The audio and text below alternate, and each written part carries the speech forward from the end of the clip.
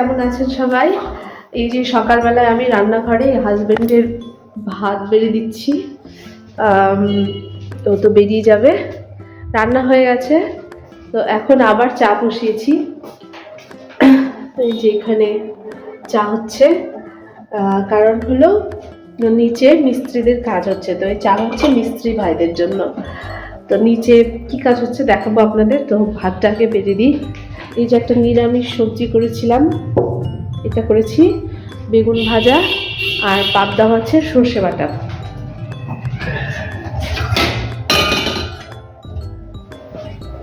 এই যে এখানে আছে পাবদা মাছের সর্ষে বাটা। তো আজকে অত সাজিয়ে গুছিয়ে দিতে পারলাম না, একটু ব্যস্ততা তাড়াহুড়োর মধ্যে আছি। তারপরে আবার তবলার টিচার এসেছিলেন, তো ওনাকে চা করলাম। সকাল থেকে 3বার চা করা হয়ে গেল। তো এখন এই চাটা আবার নিচে নিয়ে যাই, ওনাদের চা বিস্কিট দিতে হবে। বাড়ির সামনে জায়গাটায়, যে জায়গাটা একটু খোলামেলা, মানে রাস্তার ধারে খালি ছিল, ঘেরা দেওয়া ছিল না, তো ওই জায়গাটায় প্রাচীর দিয়ে ঘিরে দিচ্ছে। তো ওইটুকু কাজই হচ্ছে, ছোটোখাটো কাজ। তো চাটা ঢেলে নিই। আজকে 3বার চা বানানো হলেও একবারও আমার চা খাওয়া হয়নি। প্রথমে যখন বানালাম তখন আমার খাওয়া হয়নি, দ্বিতীয়বার মাস্টারমশাইয়ের জন্য বানালাম, আর তারপরের বারও এই যে এদের জন্য, মিস্ত্রি ভাইদের জন্য বানিয়ে নিচ্ছি। আর দুবারই কি হয়েছে, চা বানাতে নিয়ে চায়ের পাত্রটা আমার কাছ থেকে উল্টে পড়ে গেছে, মানে চা অনেকটা পড়ে গেছে। তো কী যে হয়েছে আজকে, এরকমটাই হলো। তো এই যে 3জন আছে, তো 3জনের জন্য কফি কাপ নিলাম, আর এই যে বিস্কিট নিয়ে নিয়েছি, আর এটার মধ্যে চা ঢেলে নিয়েছি। তো এখানে দেখলাম, আমি ব্যালকনিতে তাড়াতাড়ি এলাম, এসে দেখি যে এই যে ইটগুলো নামিয়ে নিচ্ছে, মানে ইট শেষ হয়ে গেছিলো, প্রাচীর দিচ্ছে যখন, তো ইট অর্ডার করে গেছিলো হাজব্যান্ড। তো ইটগুলো এই যে ভটভটি করে এসছে, তো এগুলো ওরা নামিয়ে নিল। আর ওই কর্নারটা কেবল গাঁথনি হয়েছে, সেটা তো দেখে বুঝতে পারছেন। তো এই দিকটাও হবে, আর মাঝখানে 2টো গেট করা হবে। তো এইটুকুর কাজই হচ্ছে। এর আগের দিনকার ভিডিওতে বলছিলাম না যে বাড়িঘরের অবস্থা খুবই শোচনীয় হয়ে আছে, কদিন না থাকার ফলে এই অবস্থা। তো অল্প অল্প করে ক্লিনিং শুরু করে দিয়েছি, ওই জন্য বসে থাকার উপায় নেই, কারণ এত নোংরা ধুলো জমেছে যেগুলো চোখে দেখে আর থাকা যাচ্ছে না। তো ড্রেসিং টেবিলটা আজকে আমি একটু কলিন দিয়ে পরিষ্কার করলাম। আর এইখানে যে ড্রেসিং টেবিল তো কম, বলেছি না এটা মাল্টিপারপাস টেবিল বেশি, এখানে সব কিছুই পাওয়া যাবে, হাজব্যান্ডের জিনিস, মেয়ের খেলনা, বইপত্র, কলম, হেডফোন সব কিছুই থাকে। তো এটা ড্রেসিং টেবিলটা একটু কমই হয় আর জঙ্গল হয়ে থাকে, তো তবুও এই জঙ্গলটাকে এখন একটু সাফ করে নিই। আমি এই যে ঘরের কাজ করি আর অধিকাংশ সময় হয়তোবা একটু পাগলি পাগলি হয়ে থাকি, কিন্তু তবুও আজকের ভিডিওর মধ্যে যে জিনিসটাকে আমি তুলে ধরতে চাই সেটা হচ্ছে নিজেকে আকর্ষণীয় করে তোলার জন্য কি করবেন। তো আমার মতে আকর্ষণীয় 2 রকমভাবে হয়, একটা হচ্ছে শারীরিক দিক থেকে, আর একটা হচ্ছে আপনার প্রেজেন্টেবল লুক হিসাবে। প্রেজেন্টেবল লুক মানে এই না যে শারীরিকভাবে আপনি নিজেকে প্রেজেন্ট করছেন। একটা শারীরিক দিক যেটা, সেটা আমরা সবাই জানি, সে বিষয়ে না হয় নাই বললাম। তো অন্য দিকটা নিয়েই বলবো, কিন্তু তার আগে আমি এখন আবার এসেছি ছাদে। এখন এলাম ছাদে। ছাদে আসার কারণ হচ্ছে একদম গাছের মাটি শুকিয়ে গেছে, দেখিয়ে দিই আপনাদের কি পরিমাণ শুকিয়েছে। এই যে দেখুন, একদম শুকিয়ে খড়খড়া হয়ে গেছে। তো জল দিয়ে দেবো। আর এই যে চন্দ্রমল্লিকাতে দেখুন ফুলগুলো ফুটতে শুরু করে দিয়েছে। এটা এখনো আসেনি, এটা ফুটছে। তারপরে এই যে সাদাটা ফুটতে শুরু করেছে। ইয়েলো কালারেরটা মানে কেবল কুড়িগুলো ফুটছে, একটু সময় লাগে, চন্দ্রমল্লিকা ফুটে উঠতে একটু সময় লাগে। আর এই যে এটা পিঙ্ক, এগুলো সব ফুটতে শুরু করে দিয়েছে। এই যে এদিকেও সাদা, এদিকে ওই যে অরেঞ্জ, এই দুটো অরেঞ্জ একই হবে, ওটা লাল। তো এটা এটা কি হবে বুঝতে পারছি না, এটাও সাদা সাদাই মনে হচ্ছে। তো যখন চন্দ্রমল্লিকাগুলো ফুটতে শুরু করে না, খুব ভালো লাগে, মানে পুরো গাছ যখন ফুটে যায়।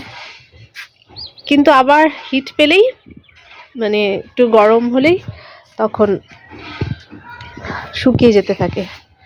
তো কোনো গাছেই মাটি ভেজা না, দেখুন সবগুলো টব একদম শুকিয়ে আছে। তো এখন আমি এগুলোতে জল দিয়ে দেবো। ঘরেই যত রাজ্যে ঠান্ডা, আর এই যে একটু সময় ছাদে এসছি, গরম লেগে গেল, চাদরটা রেখিনি।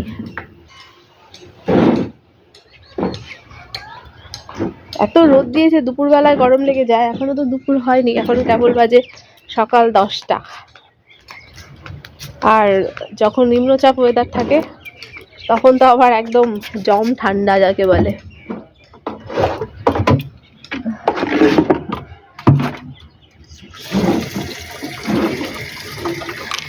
আমার গাছের লঙ্কাগুলো তোলাই হচ্ছে না, অনেক বড় হয়েছে। আবার একটু দেখিয়ে দিই আপনাদের।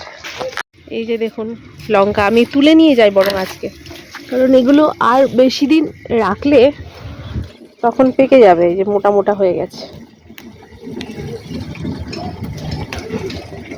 কয়েক রকম জাত আছে, একটা মোটা, আর এই যে এটা আবার লম্বাটে টাইপের, আর একটা আছে এই যে শুকনো লঙ্কার মতন, এই যে এরকম সরু সরু হয়। এই যে লঙ্কাগুলো দেখেছেন তো, উপর দিকে ওঠানো। আর এই যে লাউ গাছ লাগিয়েছিলাম, তো লাউ গাছে এরকম ছোট ছোট গুটি আসছে লাউয়ের, তারপরে আবার নষ্ট হয়ে যাচ্ছে। নষ্টই হয়ে যাবে মনে হয়, গাছের চেহারা খুব একটা ভালো মনে হচ্ছে না। আজকের ভিডিও করার সময় আমি এত কথা বলেছি যে আজকের যে বিষয়টা নিয়ে বলবো সেই বিষয়টা বলারই আমি স্কোপ পাচ্ছি না। আসলে এই জন্য আমি ভিডিও করি, মানে ভিডিওতে খুব একটা কথা বলিও না। যে কথা বলতে নিলে বলতে হয় এই করছি ওই করছি, সেই ক্ষেত্রে আমি যেটা বলতে চাই আমার মনের কথা, বিভিন্ন ধরনের কথা, সেটা আর বলা হয়ে ওঠে না। ওই জন্য বেশিরভাগ দিনই এরকম হয় যে ভয়েস মিউট করে দিয়ে তারপরে ভয়েস ওভার দিয়ে বলতে হয়। তো আজকে দুরকম মিক্সিং হয়ে গেল ভিডিওটার মধ্যে, তো এইভাবেই আপনারা একটু কষ্ট করে শুনুন। আর লঙ্কাগুলো তুলে নিলাম, বেশ কিছু লঙ্কা আছে গাছে, তো এই কয়েকটা তুললাম, কারণ ফ্রিজে আরো বেশ কিছু লঙ্কা রাখা আছে। এত লঙ্কা তুলে কি করবো, নাহলে আবার লঙ্কার আচার বানাতে হবে। তো এদিকে আমি চন্দ্রমল্লিকা গাছগুলোতে জল দিই। আর যেটা বলছিলাম যে নিজেকে আকর্ষণীয় করে তোলার জন্য নিজের প্রেজেন্টেবল হওয়াটা খুব দরকার। লুকটা ভ্যারিফাই করে না, মানে লুকটা কোনো ম্যাটার করে না। যেটা ম্যাটার করে সেটা হচ্ছে নিজেকে প্রেজেন্টেবল করে তোলা। কোন জায়গায় আপনি কি পোশাক পরবেন সেটা কিন্তু ডিপেন্ড করে। সবসময় এমন না যে সবসময় আপনাকে মার্জিত পোশাক পরতে হবে, এরকম কোনো ব্যাপার নেই। আপনি একটা পার্টিতে যাচ্ছেন, সেখানে নিশ্চয়ই আপনি পার্টির লুকই নেবেন। তো সবাই যেখানে একই রকম, সেখানে নিজেকে অত আলাদা করে রাখার মতন আমার মনে হয় না ব্যাপার আছে। সবার সঙ্গে নিজেকে অ্যাডজাস্ট করে চলার নামই জীবন। তো যেখানে যেরকম লুক দরকার, নিজেকে সেইভাবেই প্রেজেন্ট করাটা আমার মতে সেটাই শোভনীয়। তাহলে ওই চোখে খটকাটা লাগে না। তবে মার্জিত পোশাক-আশাক মানে ওয়েস্টার্ন মানেই যে অমার্জিত তা কিন্তু না। ওয়েস্টার্ন পোশাকের মধ্যেও মার্জিত ব্যাপার আছে। আর আমাদের শাড়ির মতন মার্জিত পোশাকের তুলনা তো কোনো কিছুতেই হয় না। কিন্তু তবুও নিজেকে যখন আপনি মানুষের সামনে তুলে ধরবেন, পোশাক-আশাকের সঙ্গে সঙ্গে আপনার কথা বলার ভঙ্গিমা, আপনার চোখ মুখের এক্সপ্রেশন, এই জিনিসগুলো কিন্তু খুব ম্যাটার করে। আপনার কথা বলা বা আপনার চোখের মুখের এক্সপ্রেশনে কখনোই যেন আপনার অহংকার বোধ, বিরক্তিসুলভ আচরণ বা সবজান্তা বা ডোন্ট কেয়ার আচরণ, এগুলো কিন্তু মানুষ খুব ভালো এক্সপ্রেস করতে পারে। মানে আমরা কথার মধ্যেও না হলেও আমরা চোখ মুখ দিয়ে বুঝতেই পারি যে আই ডোন্ট কেয়ার, আপনার কথার আমার কোনো গুরুত্ব নেই, বা আমি সব জানি, এরকম মানে সবকিছুতে বিরোধিতা করে দিয়ে তখন বলতে হবে না, না এগুলো আমি সবই জানি। তো এই ধরনের আচরণগুলো কিন্তু খুবই বাজে এফেক্ট পড়ে। তো নিজেকে আকর্ষণীয় করে তোলার জন্য নিশ্চয়ই আপনি আপনার বক্তব্য রাখবেন। কিন্তু চোখ, মুখ, আপনার কথার অভিব্যক্তি যেন খুব শান্ত, ধীরস্থির এবং জ্ঞানসুলভ হয়। আর এইদিকে দেখুন আমার মেয়ে ভীষণ জ্ঞানী ব্যক্তি, সে আংটি পরিয়ে দিয়েছে গাছকে। আংটি মানে একটা নাট দেখতে পাচ্ছি। এই নাটটা যে কোথায় পেয়েছে কে জানে? আর এখানে এই যে স্নেক প্ল্যান্টের একটা ডালের মধ্যে এই নাটটাকে আটকে দিয়েছিল। তো আমি যাই হোক এখানে খুলে টেবিলের ওপর গাছটাকে আজকে রাখলাম। মাঝে মাঝে এদিক ওদিক সরিয়ে দিই, তাহলে বেশ দেখতে ভালো লাগে। আর ডাইনিং টেবিলের চাদরটাও আজকে কেচে দেবো, ওই জন্য চেঞ্জ করে নিলাম। আর নিজেকে আকর্ষণীয় করে তোলার জন্য বা নিজের উপস্থিতি বোঝানোর জন্য কখনোই মানে চিৎকার চেঁচামেচি করে কথা বলা বা মানুষের সামনে হা হা হি হি করে জোরে জোরে হাসা, এই ধরনের জিনিসগুলো খুব একটা কাম্য না। এমন না যে আপনাকে ১০ জন মানুষ আছে তো ১০ জনকেই দেখাতে হবে যে না আপনি সেখানে উপস্থিত। আপনি আপনার উপস্থিতি যদি ২ জন মানুষও টের পায় এবং এমনভাবে টের পায় ২য় বার যাতে সে আপনার সঙ্গে মিশতে চায়, এরকমভাবে কিন্তু আমাদের আচরণ, আমাদের কথাবার্তা হওয়া দরকার।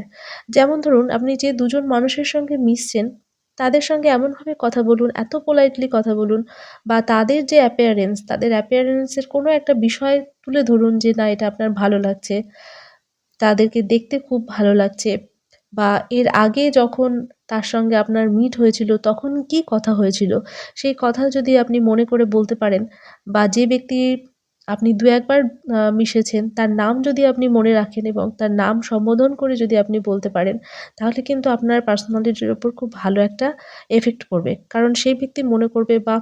এই লোকটি তো বা এই মানুষটি আমার নামটাও মনে রেখেছে।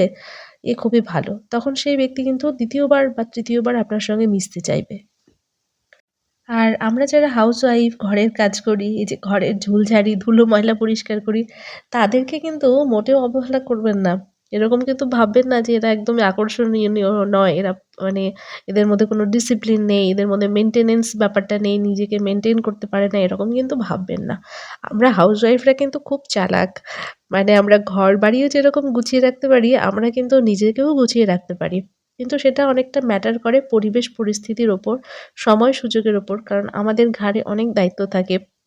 সেটা আমি আমার ক্ষেত্রে বলছি না। আমার থেকে অনেক দায়িত্ববান হাউসওয়াইফ অনেক মহিলারা আছেন, যারা খুব ভালোভাবে নিজেদের সংসার সামলাচ্ছেন, বাচ্চা-কাচ্চা সামলাচ্ছেন এবং নিজেকে বাইরের জগতে প্রেজেন্টেবল ও করে তুলছেন। সেই সঙ্গে নিজে প্রফেশনালি এস্টাবলিশ করার জন্যও চেষ্টা করছেন। তো এই আমি YouTube এর জগতে এসে দেখেছি যে এমন প্রচুর মহিলা আছেন যারা নিজেরা এস্টাবলিশ হতে চায়। এমন না যে সবাইকে চাকরি-বাকরি করতে হবে। YouTube টা এমন একটা মাধ্যম, যে মাধ্যমটা অনেকটা সহজ মনে হয় কিন্তু অতটা সহজ না। কিন্তু তবুও মহিলারা এগিয়ে আসছে যে এইটাকে অবলম্বন করে আমরা অন্তত স্বনির্ভর হতে চাই। তো এটা কিন্তু খুব একটা ভালো দিক। কারণ বর্তমান যুগে মহিলারা বুঝে গেছে যে এখনকার দিনে ঘরে বসে কান্নাকাটি করে বা মন খারাপ করে অন্যের অবহেলার পাত্র হয়ে জীবন কাটানো এটা কোনো সম্মানের না। বরঞ্চ নিজে যদি ২ পয়সা ইনকাম করা যায়, অর্থ উপার্জন করা যায় সেটা অনেক বেশি সম্মানের। তো এইজন্যই হয়তো মানুষ সবাই মানে এই ধরনের ভ্লগিং যারা অন্য কোনোভাবে না পারলেও ভ্লগিং এর মাধ্যমে নিজেদেরকে এস্টাবলিশ করতে চায়। তো তাদের জন্য আমার অনেক শুভকামনা যে সমস্ত বন্ধুরা এই ধরনের চ্যানেল ক্রিয়েট করছেন, কাজ করতে আ চান এবং কাজ করে চলেছেন। তো আমি ঈশ্বরের কাছে প্রার্থনা করব আপনারা সবাই সাকসেসফুল হন। আর এদিকে দেখুন আজকে রেলিংটা ১ম এ ধুলো ঝেড়ে নিয়ে তারপরে আবার একটু কোলিন দিয়ে মুছে নিয়েছি। কারণ অনেকদিন যাবৎ এই জায়গাগুলো আমি পরিষ্কার করিনি। এই বাড়িতে আসার পর যখন মানে নতুন আসা হয়েছে তখন কিন্তু আমি খুব ঘন এই জিনিসগুলো পরিষ্কার করতাম। আর এখন দিন যত কাটছে পুরনো হয়ে যাচ্ছে, তখন দেখি পরিষ্কার করার নেশাটাও একটু কমে যাচ্ছে।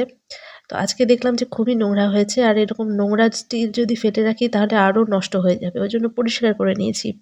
আর এখানে আমি একটা থার্মোকল নিয়ে নিয়েছি। এটাকে ৪-৫ দিয়ে কেটে একটু ছোট শেপের করে নেব। একই রকম শেপ থাকবে, শুধু একটু ছোট করে নেব আকারে। তো এটা কেন করছি সেটা আপনারা দেখলেই বুঝতে পারবেন। তো তার আগে বলছি যে সমস্ত বন্ধুরা আমার ভিডিও নতুন দেখছেন তারা আমার অন্যান্য ভিডিওগুলোও ওয়াচ করুন। আর যদি ভালো লাগে তাহলে চ্যানেলটিকে সাবস্ক্রাইব করে দেবেন। আর আমার যেহেতু খুব কাশি হয়েছে, আমার আজকে কথা বলতে খুবই অসুবিধে হচ্ছিল। তবুও আজকে অসুবিধের মধ্যে আমি ভয়েস রেকর্ডটা করলাম। যদি ডিস্টার্বেন্স হয় আপনাদের মার্জনা করবেন। আর এখানে দেখুন এই যে এই পিসটাকে আমি কেটে নিলাম। এটা কাটার কারণ হচ্ছে এই যে হাসব্যান্ডকে দিয়ে সরা আনিয়েছি পিঠে বানানোর জন্য। শীতকাল মানেই তো পিঠে খাওয়া। তো ওইজন্য যদি পিঠে খেতে ইচ্ছে করে ওইজন্য হাসব্যান্ডকে দিয়ে সরাটা আনিয়েছি আর এটার উপরে এটা বসিয়ে নিলাম। তাহলে মাটির জিনিস তো মানে ভাঙবে না, এটা সেফ থাকবে। আর এমনিতে সিমেন্টের উপরে বসাতে গেলে ভেঙে যেতে পারে। তাহলে ভিডিওটা আর বড় না করে এখানেই শেষ করছি। দেখার জন্য অনেক ধন্যবাদ।